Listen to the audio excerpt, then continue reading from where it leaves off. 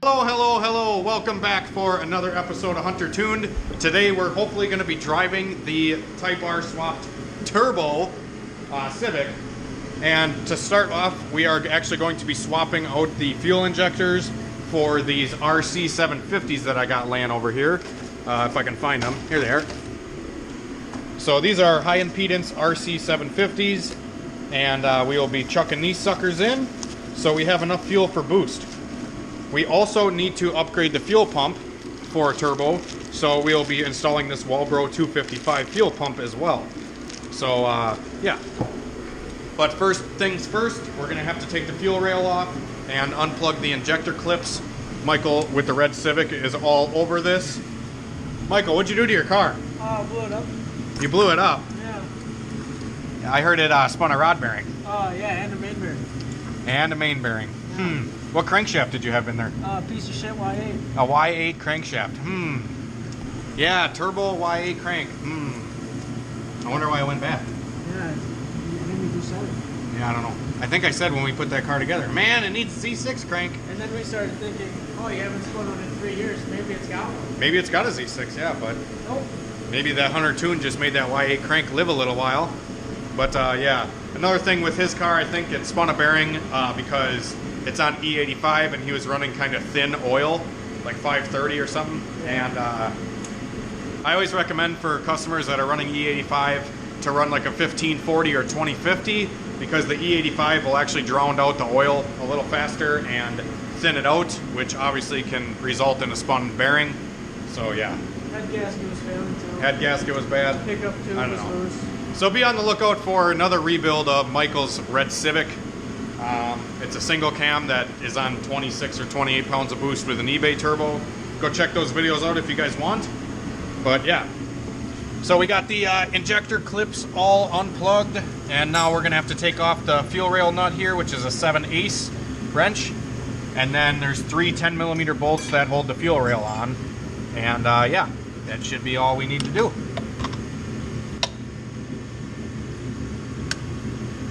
Oh shit. That sucker's tight, huh? Yep.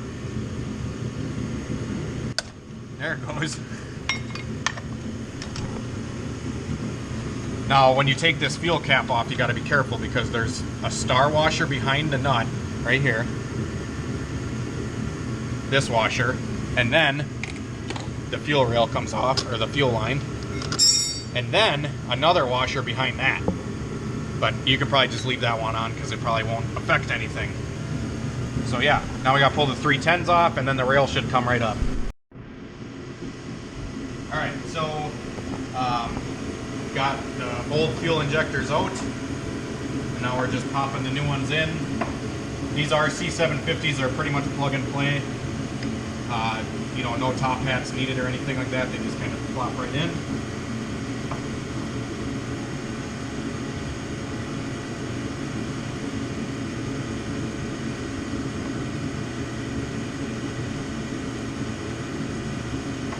There we are, and then we can just bolt it back down. If I can line everything up here.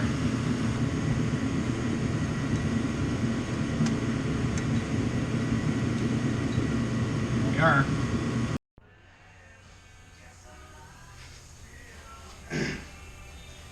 Okay, so to actually hook up these RC 750cc injectors, this guy actually supplied the kit with these OBD2 to OBD1 conversion plugs. So the one end just plugs right into the old injector clip, and then the other end goes right onto the RC injector. So this is pretty easy, just plug and play. Otherwise, if you didn't have these, you would have to wire on your own injector clips, which is not that big of a deal, but some people don't like to do that, so they just buy these. Alright, so I just ran all of the wires into the firewall from the wideband, the oil pressure, and the boost gauge. So all the wires are in the interior now, and I'm going to run them just up this side kick panel here. This panel just bolts on like right here. Pop this sucker off, and took the screw out down here to pull this back a little bit. And now I can run run the wiring up through here and into the gauge pod. This is just a 3-pod pillar that goes right onto the A-pillar or whatever this is, and just gets screwed in right here. So we're going to run the wires up first, just like so, and I tuck them behind the A-pillar and then through here. That way you can't see any of the wiring. Alright, so I got all the gauges installed into the pillar here, and I'm just running the wires down through the pillar like this, and then all my power wires are all going to be down here under the dash. So this should be pretty easy once this is installed. We'll just have to find the power wires for all of them, hook them together, and then send them to a power source. And yeah, that should be it. We'll just got to get this thing tucked away and installed. And so we just got all the wiring done on the gauges, and everything's all buttoned up and everything's working good. I just ran all the grounds to one ground here on the kick panel thing. This is all metal, and there was a screw here that I grounded it to. And then all the power wires are jammed together into the radio fuse. So all this should be good. I'm just going to tuck all of it away now, and we'll fire it up once it gets retuned. Okay, so it is the next day, and today I got or I should say last night, we got the fuel injectors in the car, and I got the gauges all installed. If you guys have any more questions on the injector install or the gauges install, please let me know. It's just kind of hard to film some of that stuff. Whoop, tripped over a box. Yeah, it's just kind of hard to film some of that stuff and like try to film the gauges and what I'm doing, but yeah. So there's a good look at the gauges all installed. This thing looks pretty freaking slick. None of the wires, you can't see any of it. And yeah, I just bolted it on. Glow Shift actually gives you these little screws that they're like self-tapping screws, and they go into the pillar here to bolt it down. And then they give you a little screw cover so you can't see the screw. And I honestly usually only run one screw because that's all you really need to secure these gauge pillars. This thing is not going anywhere. So that should be all good. So next I'm actually going to be putting in the Walbro fuel pump, because the stock fuel pump will not be enough for the turbo. You need an upgraded fuel pump as well as the injectors to make the combo all work and be happy. So to start, you just want to get the seats forward so you can crawl into the back. And you pretty much just need to lift up on the front of the seat here to get the seat moved out of the way. It's just held in by like two little clips that get clipped in right here and right here. So once the seat is up, there's two 10mm bolts behind on the back side of the seat, but honestly I will be able to get this done without taking it out completely. You can just kind of push it up like this and get at all these screws. So there's just going to be 4 Phillips head screws here that need to be taken out to access the fuel pump.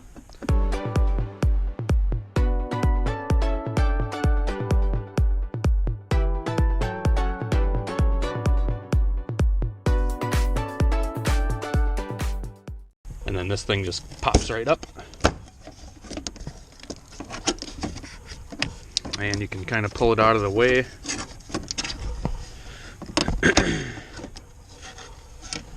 And then there's going to be a few wiring connectors here. One is for the sending unit, one is for the fuel pump. I believe this one is for the fuel pump. On the back side here. There you go, you can just unplug it just like so. And then you got your feed and return lines here. Just need to get pliers to get this clamp off, and then this one is just a push connector.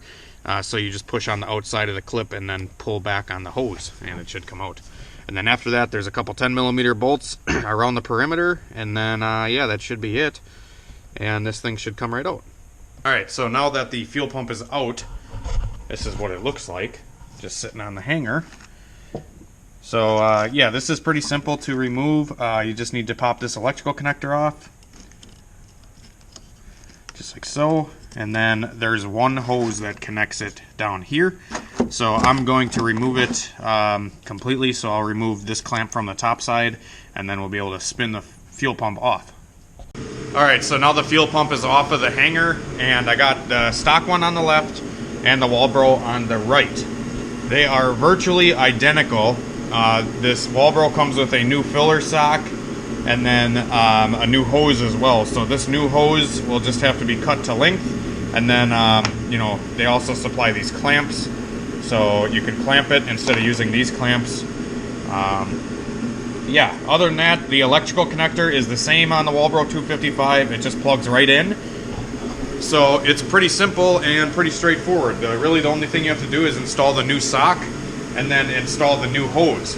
So yeah, we're gonna do that quick, get it mounted up, and then throw it back in the car. Alright, so we got the new fuel pump installed into the hanger. This is what it looks like now that everything's installed. The only thing that I did extra is I just added a zip tie to hold it onto the hanger. Nothing fancy really needed, just so it doesn't bounce around a lot. And yeah, let's throw this thing back in the car. Alright, now that the fuel pump is installed, we can see what this thing's got for an ECU.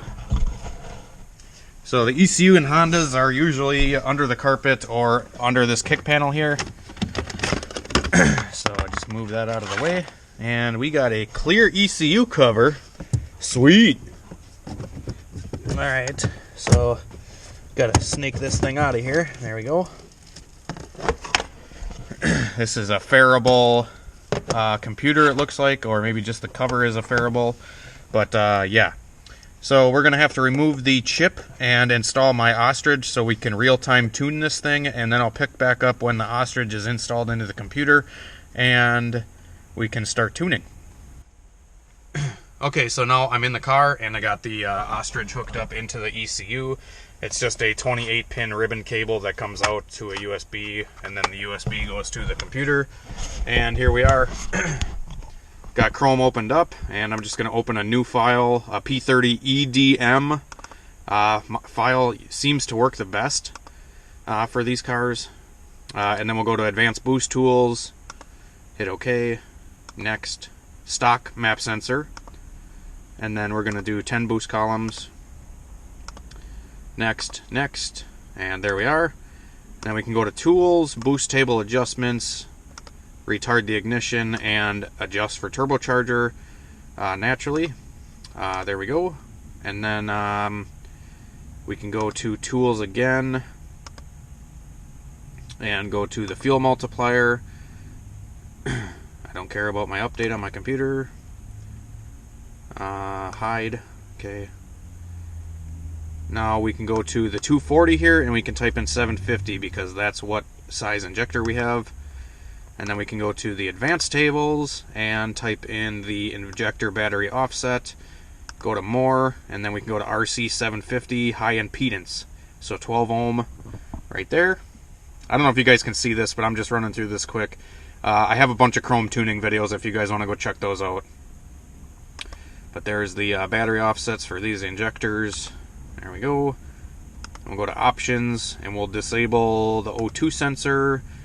We'll leave the ELD on. I always leave the ELD on. It seems to run better that way. But I disable everything else. VTEC we can set at like 5200. Actually, no, we'll set it high to start till we get the low cam side of the map tuned. And then once the low cam side is tuned, then we can proceed on to more. Alright, now we can write this. And we can see if this thing fires up. So we got the new injectors and fuel pump in, so hopefully this tune will start the car.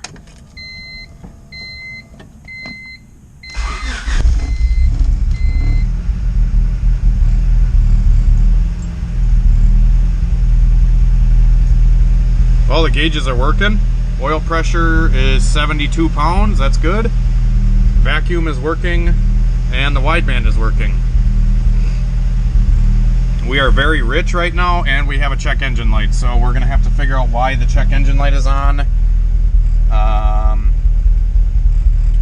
just gonna shut the car off quick, and we'll see what the heck's going on here. We'll rewrite this tune quick. See if it stays solid or not. Nope. Okay, it turns off. And it comes right back on. So that means something is not plugged in probably, or something with the wiring is bad. So we may have to jump the data link connector down there and see what the check engine light is on for. Okay guys, so now we're underneath the dash, and there's this little blue connector right there. Hopefully you can see it. That is the data link connector, or the DLC, and you're going to want to take a piece of jumper wire or a paper clip and jump the two terminals inside of it. And once it is jumped, the check engine light will flash corresponding to what engine code you have. So I'm going to jump this, and then we're going to check the engine light and see why it's on. Okay, so I actually have the data link connector jumped now, and once we turn the key, you can see that the engine light actually starts to flash. Now, how do you read a check engine light that flashes like this? You count how many times it flashes, and if it's a long pause like that one and that one, those indicate 10. The fast flashes indicate 1. And in this case, this code is 22. So you can see here it'll go 1, and then 2, and then two fast ones. So that means 22. Now, code 22 is the VTEC pressure sensor. It is actually for the VTEC system, and it tells the car that the engine has oil pressure and it is safe to engage VTEC. Now, as you can see, this motor is a JDM motor and does not actually have a VTEC pressure switch. It only has the signal for the solenoid, which technically is all you need. A lot of times if you have a car that doesn't have the pressure switch, it's fine, because VTEC actually doesn't work if there's no oil pressure. Like, if there was no signal or whatever, VTEC still would not work if you did not have any oil pressure. So having the pressure switch is kind of just pointless. It's not needed at all. And I'm going to show you a quick way to actually bypass the VTEC pressure switch. And I do this on literally every frickin' Honda I have, every Honda I tune, because this code is a very common one and always pops up. So to fix this engine light issue that I'm having, I am bypassing the VTEC pressure switch, like I said. This jumper harness that's actually on this car is not the greatest. To be honest, guys, I have the absolute best luck with the $23 eBay jumper harnesses. A lot of these expensive ones, I had 2 of the frickin' pins actually pull out of the OBD2 side, and they just pulled right out. So, yeah, like I said, these jumper harnesses kind of suck.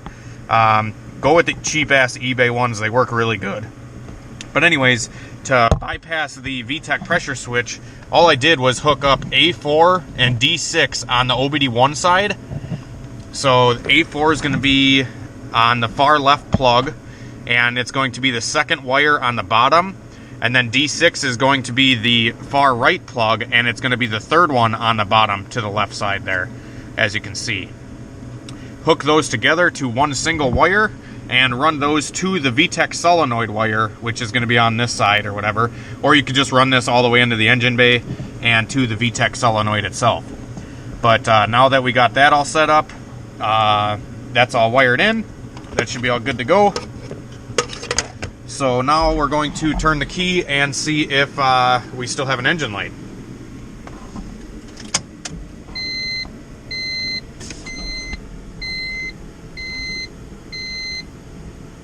Well, it turned off, and it is staying off. So look at that. We just got her mint. Mint! So now that we got the engine light all cleared up, we have no check engine light. Now we can fire the car up again and see where the tune is at.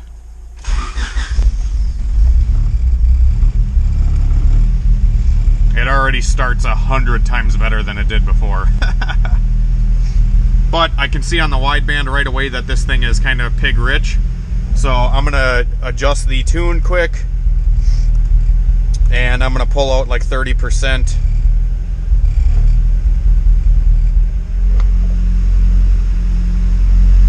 There we go. She's starting to get a little bit leaner.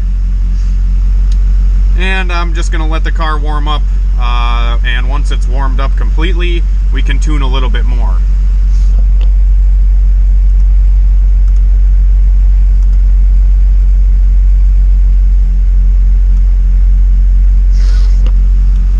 she's running nice and smooth.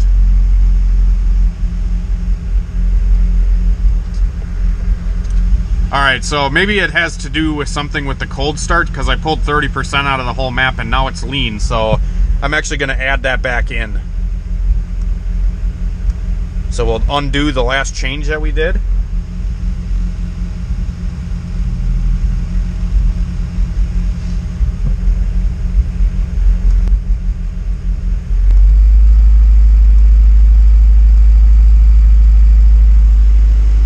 There we are. I was gonna say, usually on these tunes, if I set it up for RC 750s, whatever, it usually runs pretty freaking good right away. So, yeah. Like I said, I'm gonna let it warm up for a little bit. Okay, so I let the car warm up for like 5-10 minutes, and I noticed that it started to idle surge, and I could not tune the idle surge out, and the idle air control motor was trying to compensate for such a low idle that the car was having. Normally, when you turn the idle air control valve all the way off, it should still idle. It may idle lower than normal, but it should still idle. And if I turned it below 0%, it would die. So I'm thinking that the car just needs an idle adjustment, which to adjust the idle on these things, a lot of people don't even know this, but there's actually a throttle body stop screw underneath the throttle blade here. And it just is a 7mm jam nut. So you could just grab a 7mm socket, put it under there, loosen the jam nut up, and then it's just an Allen key to adjust the height of where the throttle sits. This is a very good way to adjust the idle. This is how I do it on all my cars. Some people use this little flathead here. This is like a air mixture screw. I usually cap this all the way shut, and then I adjust it on the throttle here with the throttle body stop screw. Now this can be a little bit tricky to get at, considering the coolant line is in the way. So what I'm going to do, and probably help clean this engine bay up a little bit, is I'm actually deleting this coolant and vacuum deal here. You can just remove this off the valve cover and then hook this coolant line up to where this coolant line was. So it's pretty simple. You just got to bypass this little metal tube here and get rid of this ugly thing right here. So I'm going to do that quick, and then we'll start the car back up and see where the idle is after I adjust this a little bit. Alright guys, so I got that coolant line bypassed. No more ugly, dual pipe thingy here. Get rid of this junk. And that's all hooked up. I got the idle set mint. This thing is freaking solid. Like, idle's freaking perfect. Just listen to this thing. You can't even hear it run. It's so smooth.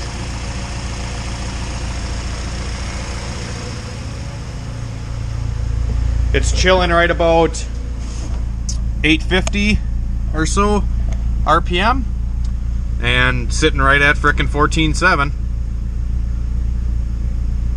Damn, HunterTuned know what's up. He mint. Dog pile chicken smile. Oh, I love how smooth this thing is. Alright, so I think the last thing in this video that we're going to be doing is I'm going to be putting spark plugs in it. Now, when you go turbo or supercharger or nitrous or anything like that, you always have to go colder heat range spark plugs. So this car runs, I believe, heat range number 5 or 6, and we're going to be putting 7s in it. Usually the go-to spark plug for these engines, or Hondas in general, under like 400 or 500 horsepower, is the BKR7E NGK V-Power spark plug, and I'll show you the box quick and what they look like. So these are the spark plugs that we are going to be putting in. BKR7E, stock number 4644. And I will be gapping these spark plugs at 22 thousandths. I like to go small because it doesn't really hurt power at all if you go smaller, at least in my opinion. At least from my experience, I should say, real world experience, I've ran the thickness of a razor blade for a spark plug gap, and it did not affect power whatsoever. So, yeah, let's throw these suckers in, and then we'll probably wrap this video up. Alright guys, new spark plugs are in. I'm about to go test drive this thing, but you will have to wait till the next video to check this thing out, driving and seeing how everything is going to work. If you want to see more of this, be sure to hit that subscribe button and like this video. It helps my channel grow, and the more people that watch, the more cool videos I'm going to be putting out for you guys. So be sure to share this video with all your friends and family. And yeah, we will pick up tomorrow in the next video, and hopefully be hitting some boost.